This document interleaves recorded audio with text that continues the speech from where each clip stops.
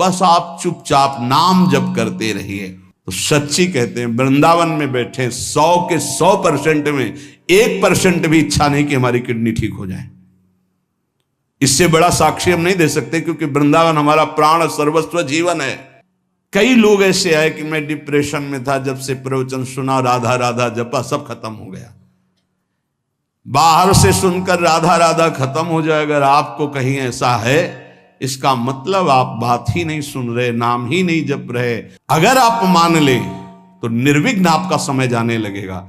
24 घंटे में एक बार आपकी कुटिया में ताली या मंजीरा बजना चाहिए और जोर से नाम होना चाहिए, राधा राधा या राधा वल्लभ श्री हरिवंश, या जो और अन्य उपासना वाले हैं अपने उपास्य देव का नाम कीर्तन।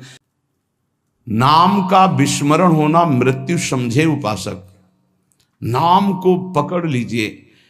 कह रहे अवशेषानाप यन्नाम कीर्तते सर्व पातकई, कोई भी अपराध कोई भी पाप नहीं बचेगा, नाम सबका नाश कर देगा। बस जपते रहिए।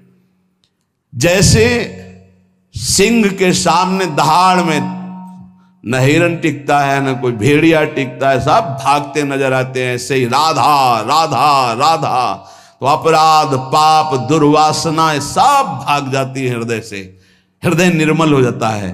पर निरंतर दीर्घ काल, श्री पातंजलि जी कह रहे सातु दीर्घ काल निरंतर सत्कार सेवितो दृढ़ भूमि, आदर सहित दीर्घ काल तक निरंतर जपा जाए। यदि कहीं भावपूर्वक नाम जपा जाए तो बहुत जल्दी नाम का प्रकाश हो जाए। पर भाव न हो तो चिंता मत करना। भाव कुभाव अनखालसहु, नाम जपत मंगल दिस दसहु। पर यहां कह रहे हैं यदि भावपूर्वक जपा जाए तो आंसू निकलने लगेंगे, राधा राधा राधा, और रोने का मन होगा। असल आपसे पूछा जाए क्यों रो रहे हैं, तो आपके पास कोई उत्तर नहीं होगा कि मुझे कुछ याद आ रहा है या किसी, या कुछ नहीं, आप उत्तर नहीं दे पाएंगे, बस आंसू चल रहे हैं। सर्वोत्तम साधना नाम की, जैसे धातु को शुद्ध करने के लिए अग्नि में डाला जाता है, जलाकर मल रहित कर देती है, ऐसे नाम से एक अग्नि पैदा होती है, साधक उसको सहे। जब अग्नि जैसे होती तो ताप होता है, ऐसे नाम जपने से हृदय में एक जलन पैदा होगी जो तुम्हारी दुर्वासनाएं छुपी हुई उनको भस्म करेगी। उस समय आप विचलित मत होइएगा, गंभीर धैर्यपूर्वक उस ताप को सह लीजिएगा। विश्वास कीजिए अनंत जन्मों की जलन मिट जाएगी अगर सह गए। अगर मनुष्य नाम के बल से इस जलन को सह जाए तो फिर नरक यंत्रणा, मां के गर्भ में जाना, ये सब खत्म हो जाएगा। देखो हम बड़े बड़े कष्ट सहने के लिए तैयार हो जाते हैं जब हमें पता हो जाता है कि अब हमको ऑपरेशन करवाना ही पड़ेगा। अब फिर राजी हो जाते हैं, पैसा दे देते हैं, दस्तखत कर देते हैं कि यदि हम मर जाएं तो आपका कोई दोष नहीं। क्यों? अब वो पीड़ा हटानी है। हो सकता है महीनों बिस्तर में हमें, हो सकता है इन्फेक्शन भी हो जाए, परेशान, पर ऑपरेशन करना ही पड़ेगा। ऐसे ही मान लीजिए अब ये ऑपरेशन करना ही पड़ेगा। जन्म जन्मांतरों से हमारा भव रोग बढ़ चुका है, अब ऑपरेशन के लिए तैयार हो जाइए। ऑपरेशन के लिए तैयार क्या होता है? चीड़ा फाड़ा जो लगेगा, सुन्न का सुई लगेगा, बड़ा कष्ट सहना पड़ेगा, महीनों बिस्तर में पड़े रहना पड़ेगा, पर हम वो करेंगे अब, क्योंकि इस रोग से निवृत्त होना है। ऐसे ही हमको विकारों से जलना पड़ेगा, हमको प्रियजनों की भावनाओं से बचना पड़ेगा, हमको अपनी प्रिय भावनाओं से बचना पड़ेगा, हमको अकेला पूरे विश्व से युद्ध करना पड़ेगा, तब भव समुद्र से पार होता है। भव रोग से क्या अकेला? इस मार्ग में कोई किसी का सहयोगी नहीं होता, पक्का समझना।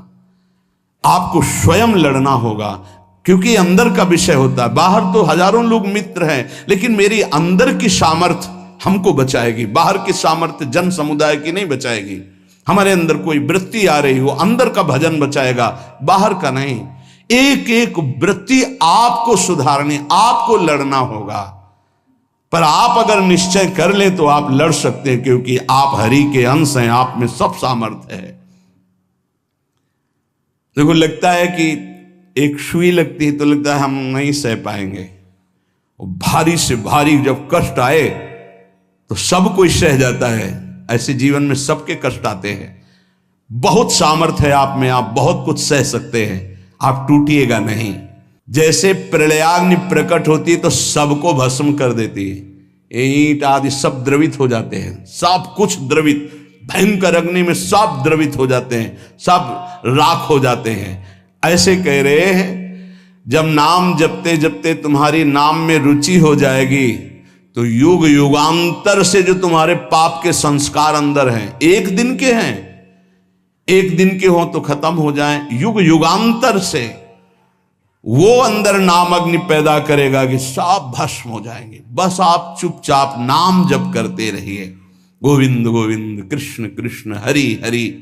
यदि अज्ञान से तुम्हें कुछ पता नहीं नाम का क्या प्रभाव है, क्या लाभ मिल रहा है नहीं मिल रहा, पर संत ने कहा है, सत्संग में सुना है, अब तो नाम जपेंगे।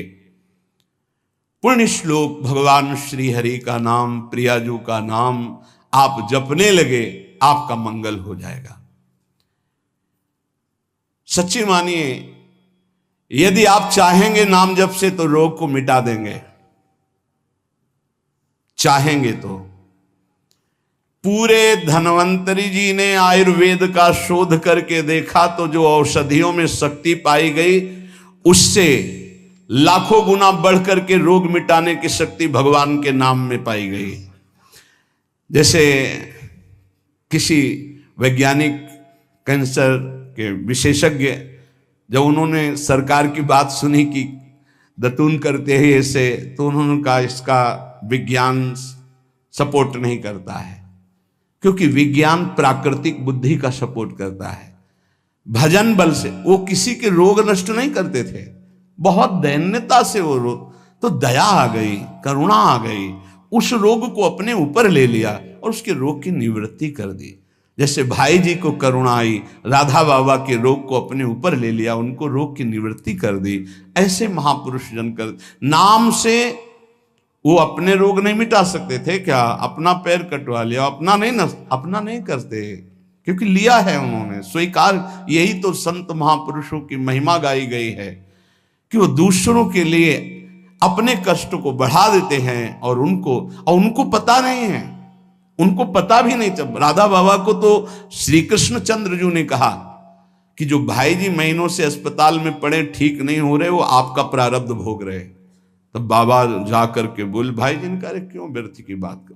जब उन्होंने कहा नहीं श्री कृष्ण ने कहा है, तो उनका बाबा हमें कोई फर्क नहीं पड़ता, लेकिन आपको फर्क पड़ जाता, इसलिए हमने प्रारब्ध को आपके स्वयं ले लिया है। अब आप एक प्रसंग पर ध्यान दीजिए, महाप्रभु चैतन्य देव के जब तीर्थ याटन में महाप्रभु चैतन्य देव विचरण कर रहे थे तो एक नगर में गए, जहां जाते थे हजारों लाखों लोग उनके दर्शन के लिए दौड़ पड़ते थे। महाप्रभु साक्षात प्रेम मूर्ति, और भगवान करुणा करके ऐसे रूपों में आते हैं जगत मंगल करने के लिए। हरि बोल, तो पूरा समुदाय भावावेश में हो जाता, हरि बोल, मोर प्राणनाथ कृष्ण, अश्रुप्रवाह तो सब विकल हो जाते हैं।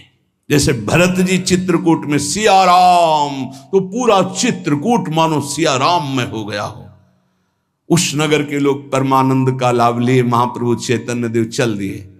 तो एक वासुदेव कुष्ठी थे जिनके गलित कुष्ठ शरीर में था, वो चल नहीं सकते थे, तो घुटनों के बले से रगड़ रगड़ करके वहां आए। जब वहां आए तो भीड़ लगभग जा रही थी, तो उनका कहाँ गए वो सन्यासी महापुरुष जिनके सब दर्शन करने आ रहे थे, मैं नीच भी दर्शन करने आया, कहाँ गए? बोले वो तो चले गए।